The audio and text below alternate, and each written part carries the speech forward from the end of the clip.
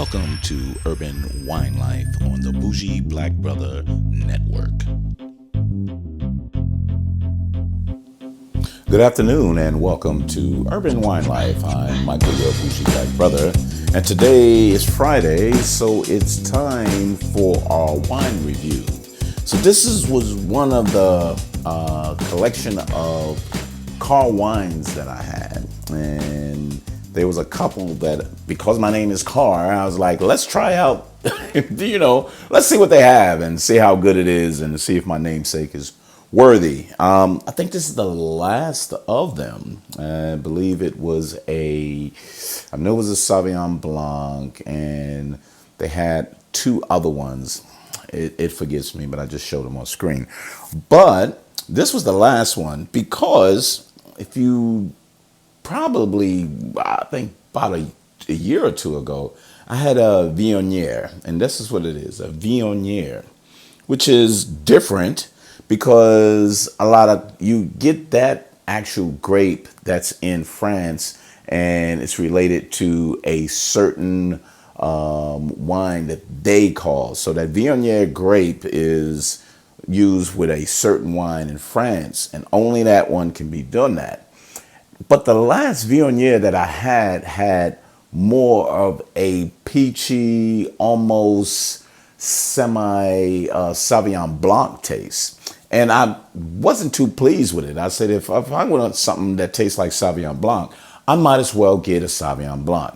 Just like the Camry commercial said, hey, this is just like a Camry. So why would I get something like a Camry when I should just buy a Camry? It makes no damn sense.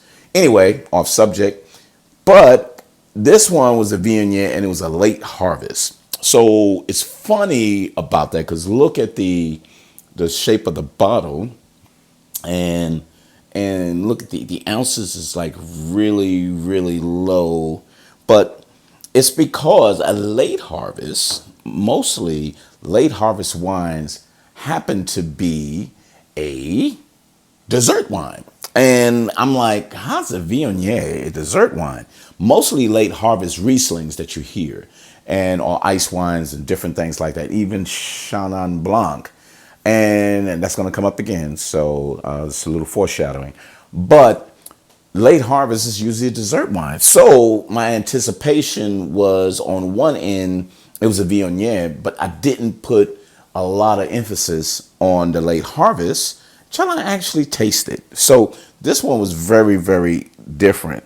So I like this one because the aromas that came off was very, very, very aromatic. So aroma wise. So they said dried apricot and really soft notes of honeysuckle and ripe nectarine, white peaches, blah, blah, blah, blah, blah, blah, blah, blah.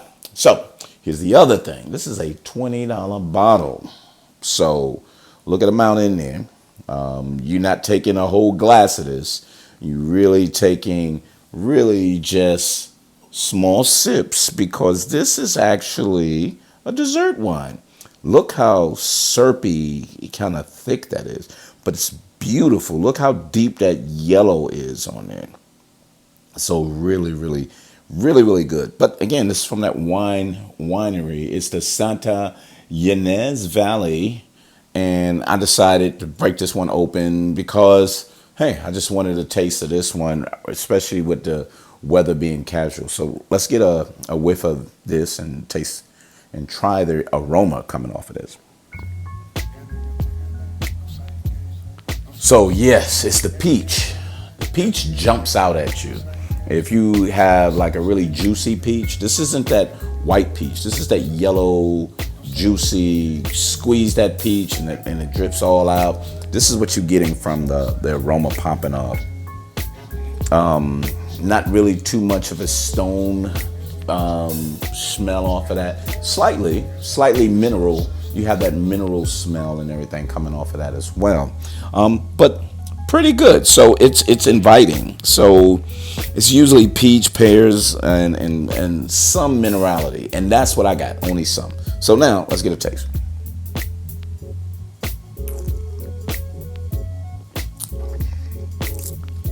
Absolutely a dessert wine. This is way, way too sweet to try to have with a meal or anything like that. This is way too sweet to kind of go from that. So you're getting a really syrupy, peachy apricots, and it's thick. You know what I'm saying? I don't want to say it's tannic, but it's a thick, juicy type of feel for that. But very, very sweet. So if you're diabetic, stay away from this late harvest stuff, because I'll tell you what, it'll chatter your teeth how sweet this is.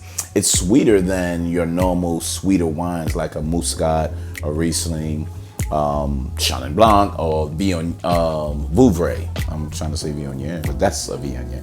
But a Vouvray, this is very sweet. It's a dessert wine. So, you know, dessert wines is really, really sweet.